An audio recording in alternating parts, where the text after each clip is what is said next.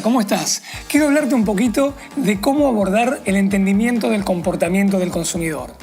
Una forma muy interesante es verlo a partir de un pequeño gráfico.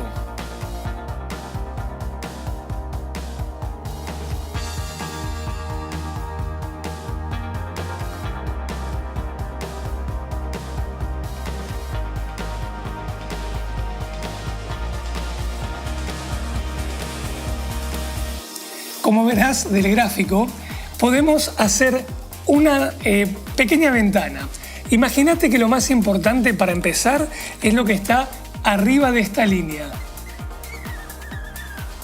Podemos entender la conducta del consumidor investigando el mercado. Esto sería lo clásico, porque hasta ahora cada vez que pensás en cómo obtener el entendimiento de lo que hacen las personas justamente en un entorno de compra, es salir a ver qué pasa en grandes superficies, en restaurantes, en puntos de venta o en lugares donde se hacen promociones. Ahora, esto justamente no es lo único que tenemos que tener en cuenta. Hay un montón de desarrollo en el estudio de la conducta humana como todo un campo paralelo. El estudio de la conducta humana tiene que ver con cómo los seres humanos tenemos determinadas formas de comportarnos de manera universal. Tendemos a hacer ciertas cosas de cierta forma en ciertos contextos. Hay varias disciplinas que generalizan la conducta humana y abordan justamente el comportamiento del consumidor en este rubro.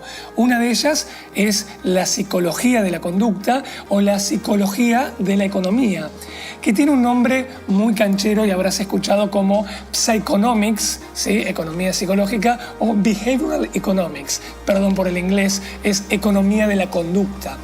Quienes bautizaron esa disciplina de la economía de la conducta pensando en que la psicología debe integrarse con nuestra conducta de consumidores fueron dos tipos que ganaron el premio Nobel en la década del 70, que se llaman Daniel Kahneman, lo habrás escuchado alguna vez, y su amigo Amos Tversky.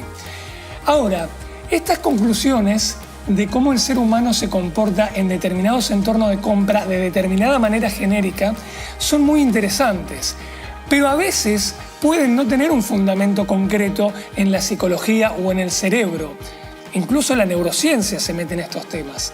A veces simplemente podemos darnos cuenta de que la gente se comporta de determinada manera y listo. No sabemos explicar por qué, pero sucede.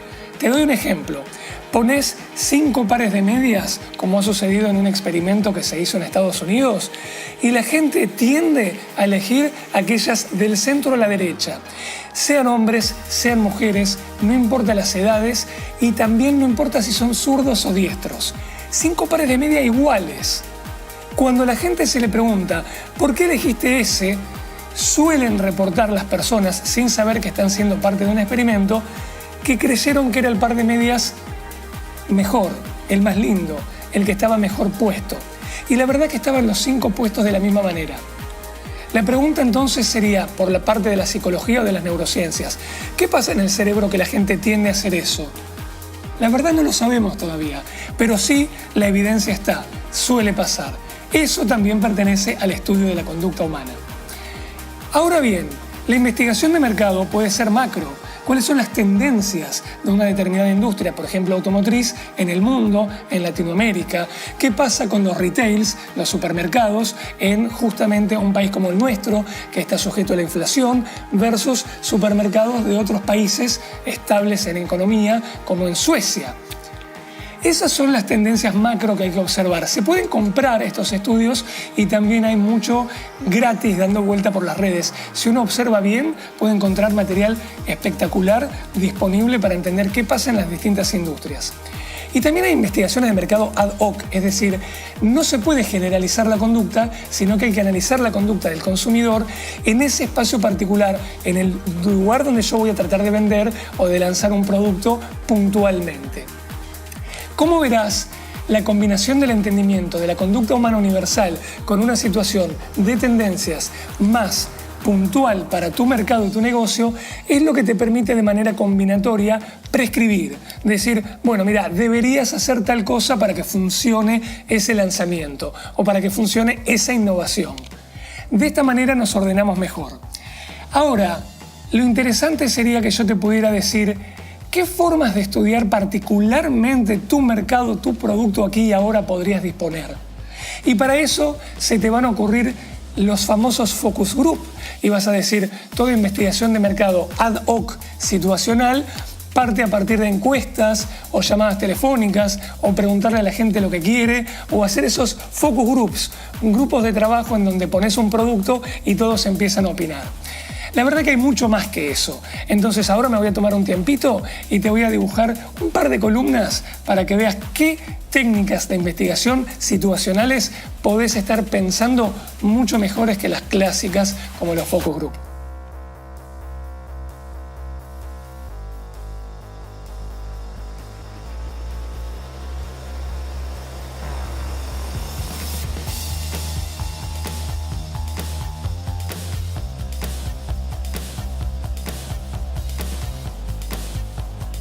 Bueno, les cuento entonces. Clásicas son estas metodologías que se nos vienen a la cabeza de inmediato, como por ejemplo encuestar a alguien en la calle, que complete formularios, que complete cuestionarios, que se hagan grupos en donde psicólogos observacionales de la conducta puedan ver cómo reaccionan los participantes ante un determinado producto, etc. Pero esas técnicas tienen una deficiencia fundamental, que es que vos le estás preguntando al consumidor directamente qué es lo que quiere, qué es lo que le pasa.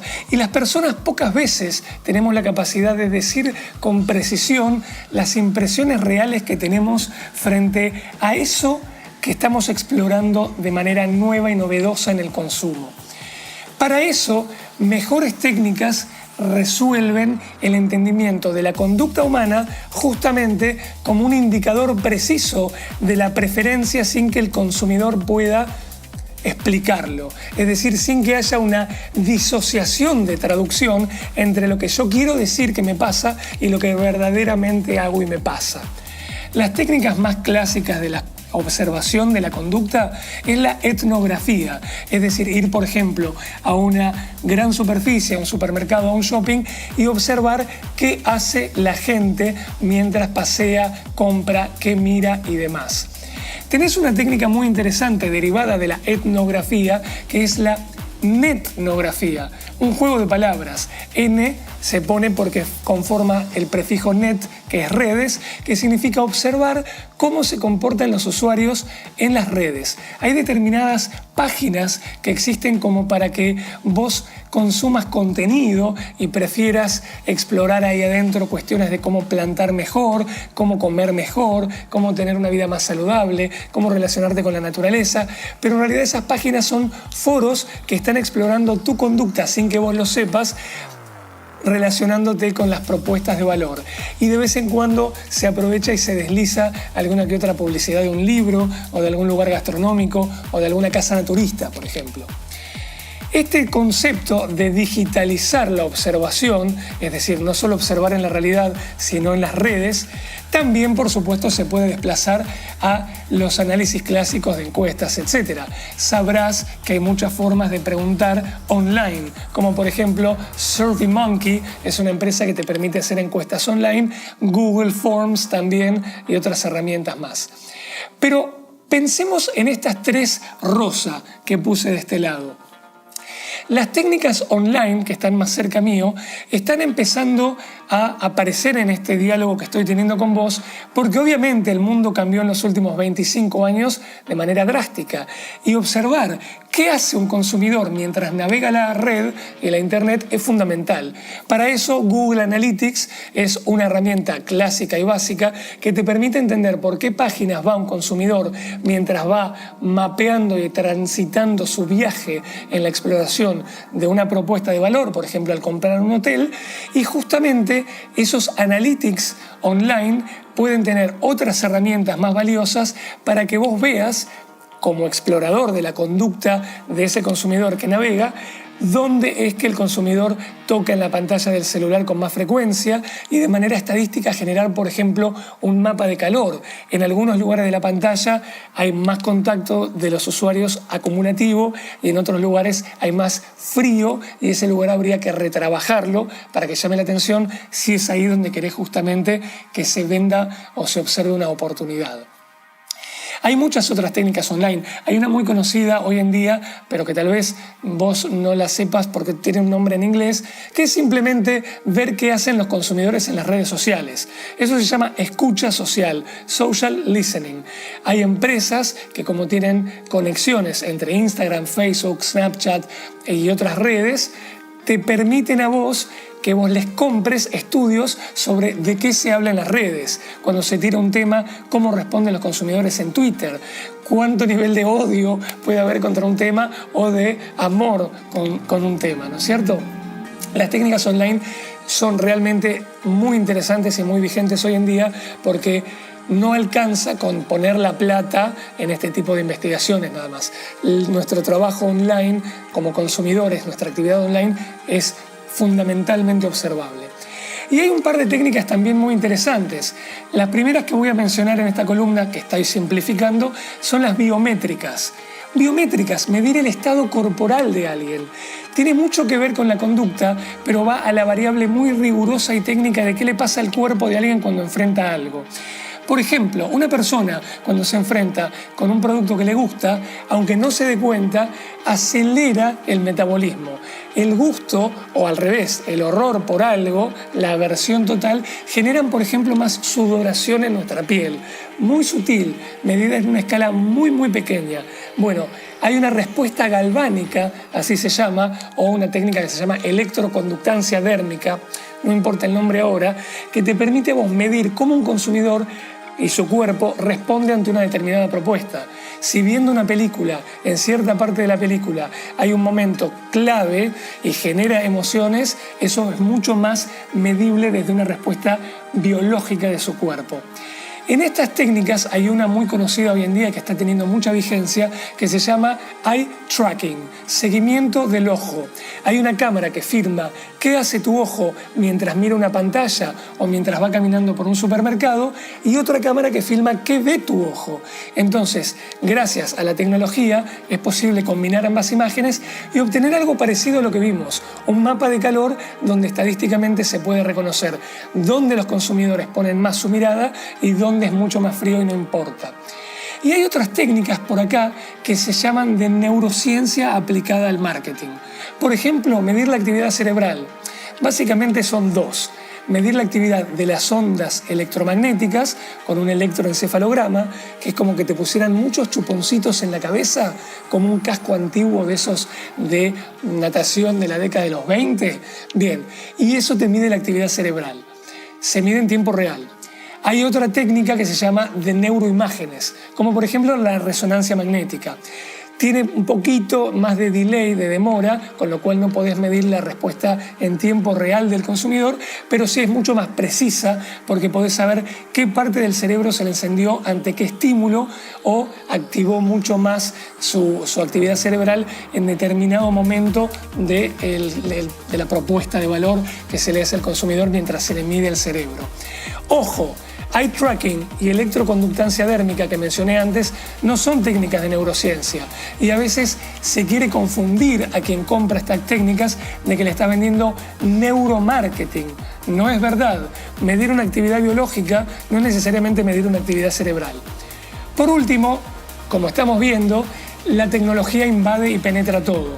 Hay técnicas puramente tecnológicas que tienen que ver con el reconocimiento de imágenes. Por ejemplo, si yo quiero observar la conducta de mucha gente durante mucho tiempo, pongo cámaras y logro que las cámaras reconozcan el estado emocional en los rostros, las edades y a qué le prestan más atención los consumidores en qué momento. Entonces, estadísticamente tengo lo que se llama un Big Data, una enorme cantidad de datos que procesa mucha información y me permite obtener resultados muy cuantiosos y muy valiosos sobre las tendencias en un lugar particular donde exhibo un producto, hago una promoción o cambio el ambiente para que eso pase. Y te cuento una curiosidad más también. En estas técnicas, ¿sí?, que yo puse en la columna de tecnológicas, también hay una muy curiosa que se llama basurología. Hoy en día, por ejemplo, en Japón se observa mucho qué tira la gente a la basura y se la analiza muy rigurosamente para ver qué consumen y eso claramente es una observación indirecta muy fiel del verdadero consumo. Así como verás, entonces, investigar el mercado no es algo trivial, no es algo menor, hay que elegir la técnica adecuada, pero más que nada, elegirla dentro de un contexto que vos entiendas las tendencias del consumo hoy en día, ¿sí? En general en tu región y en el mundo, y que entiendas, por supuesto, cómo es la conducta humana y qué tendemos a hacer desde nuestro cerebro y nuestra psicología. Muchas gracias y espero que te haya divertido y te haya dado un pantallazo inicial.